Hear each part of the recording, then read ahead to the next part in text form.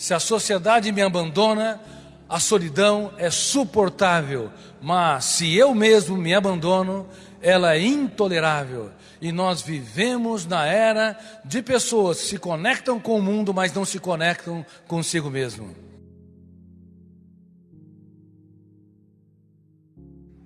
Converso com inúmeras pessoas ao meu redor, mas não tenho coragem de procurar o mais importante de todos os endereços, o endereço dentro da minha própria alma. Uma em cada 2 pessoas, e estamos falando em mais de 3 bilhões delas, cedo ou tarde, desenvolverão um transtorno psiquiátrico. Eu me refiro a não apenas depressão, mas também ao transtorno do pânico, ansiedades, doenças psicossomáticas, anorexia, bulimia e assim por diante. E 80% dos jovens estão apresentando na atualidade timidez e insegurança. Na era da internet, das redes sociais, onde parece que o ser humano se libertou para se conectar com o mundo, ele tem vivido o mais dramático paradigma. Infelizmente, no mundo todo, a educação mundial, ela está cambaleante. Ela nos ensina, desde a pré-escola, a pós-graduação, milhões de dados sobre o mundo em que nós estamos. Do pequeno átomo que nós nunca veremos ao imenso espaço que nós nunca pisaremos, mas não nos ensina a proteger a emoção, não nos ensina a gerenciar pensamentos, não nos ensina a filtrar estímulos estressantes. Pequenos problemas têm um impacto muito grande.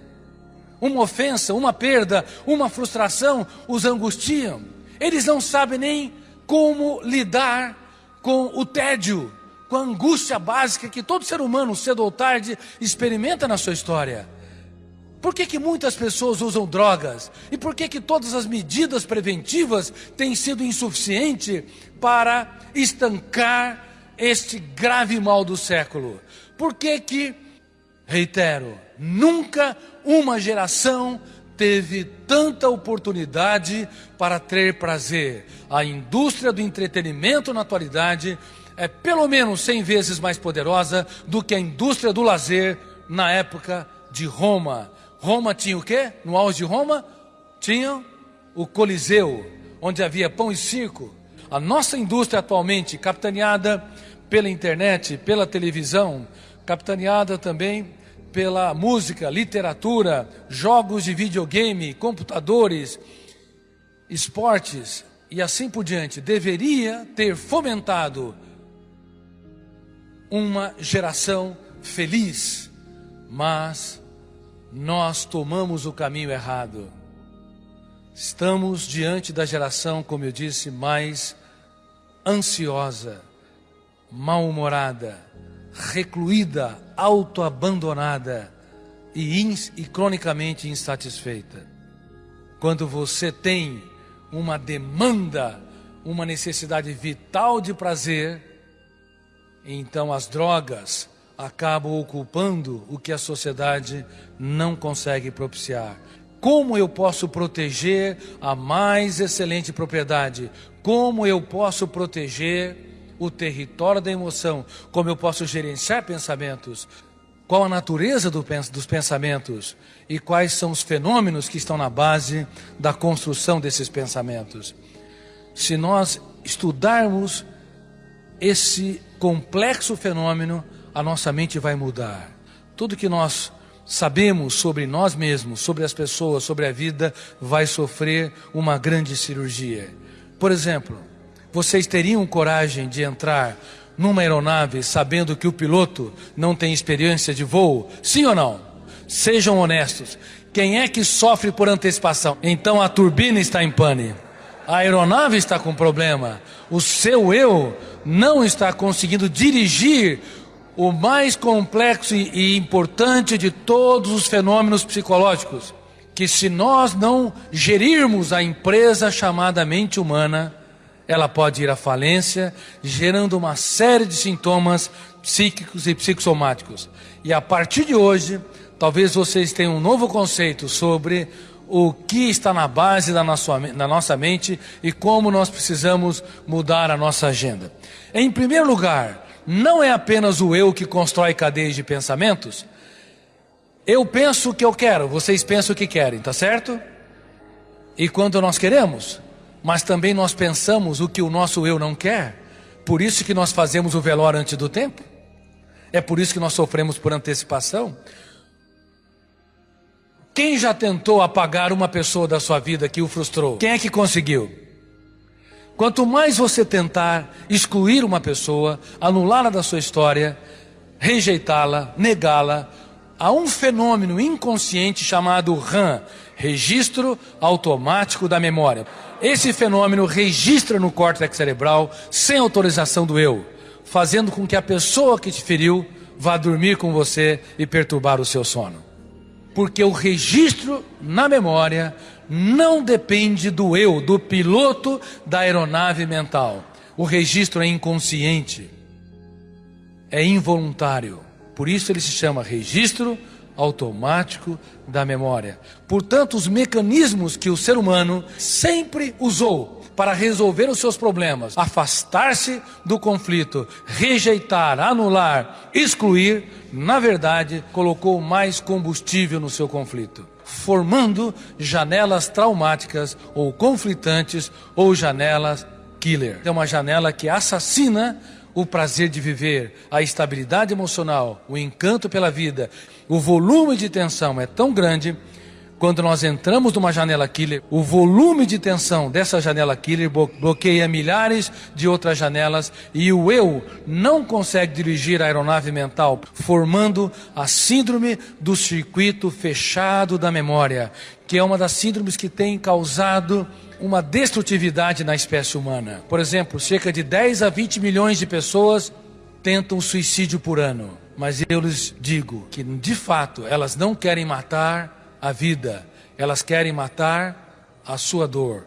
Mas quando entram em janelas killer, que tem sentimento de culpa exacerbado, autopunição, sentimento de incapacidade, angústia, depressão, sentimento de exclusão, o volume de tensão de uma janela killer bloqueia milhares de janelas, e cada janela tem milhares de informações, portanto bloqueia milhões de informações e, consequentemente, o eu não consegue encontrar dados para dar resposta no foco de tensão. Portanto, a síndrome do circuito fechado da memória, ela tem causado transtornos gravíssimos na nossa espécie. Não apenas suicídio, todas as fobias são causadas também pela síndrome do circuito fechado da memória. Que tipo de medo? Medo do escuro? Medo de altura? Acrofobia? Como é fácil, mesmo tentando acertar, machucar as pessoas mais caras. Como é fácil traumatizar os outros. Como é fácil plantar janelas killer. Mesmo sendo bons pais, nós podemos traumatizar as pessoas mais caras, comparando um filho com outro, expondo publicamente as falhas, sentenciando: você não tem solução, você não tem jeito, você só me decepciona. 5 segundos pode mudar uma história. Por quê? Porque o fenômeno RAM, ele não dorme. Ele registra em frações de segundos, formando janelas traumáticas ou janelas killer. Eu te pergunto, quantas vezes você, com a melhor das intenções, exagerou no tom de voz? Quem critica excessivamente, quem cobra excessivamente, quem cobra demais, eu vou brincar aqui, está apto para trabalhar numa financeira, mas não para ter uma bela história de amor.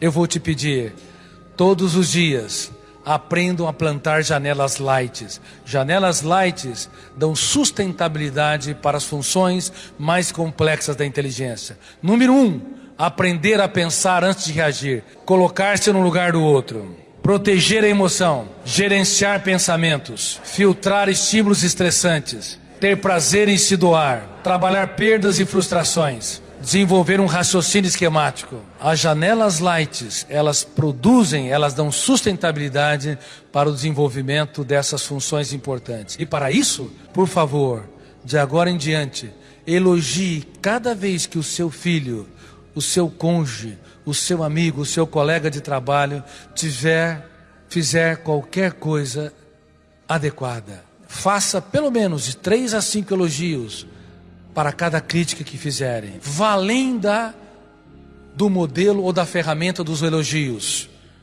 Para proteger a emoção é fundamental a arte de surpreender. Elogiar, metaforicamente, é como se dar flores em datas esperadas. Mas surpreender é você dizer coisas nunca ditas, é dar flores em datas inesperadas. Nós temos que aprender todos os dias a encantar as pessoas. Não basta ser um manual de regras. Quem é um manual de regras está apto para conviver com máquinas, mas não para formar seres humanos. Não para ter excelente história de amor como casal, ou excelente história de amor como pai, como mãe, ou como executivo, bem como amigo. Precisamos libertar o nosso imaginário e dizer coisas nunca ditas. Por exemplo, dizer para a nossa esposa: aonde eu errei e não soube? O que eu posso fazer para te tornar mais feliz? É chamar os nossos filhos e não falar dos nossos sucessos apenas, mas também falar dos dias mais tristes das nossas vidas. Ou seja, falar das nossas lágrimas, para que eles aprendam a chorar as deles. Porque cedo ou tarde eles a chorarão.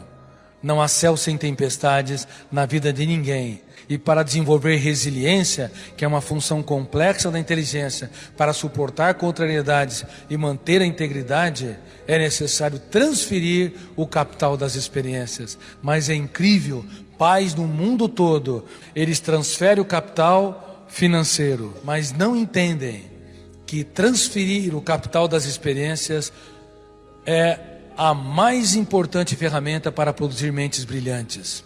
Se eu pudesse analisar a história de cada um de vocês, mesmo com todas as lágrimas, perdas, derrotas, fracassos, vexames e incoerência, eu iria encontrar seres humanos incríveis.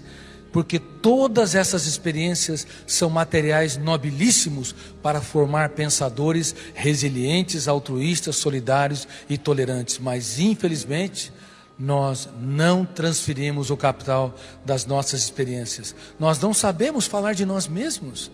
Nós não sabemos falar da nossa história. Nós temos que aprender a falar de nós mesmos. Nunca devemos ter vergonha do nosso passado, das nossas cicatrizes.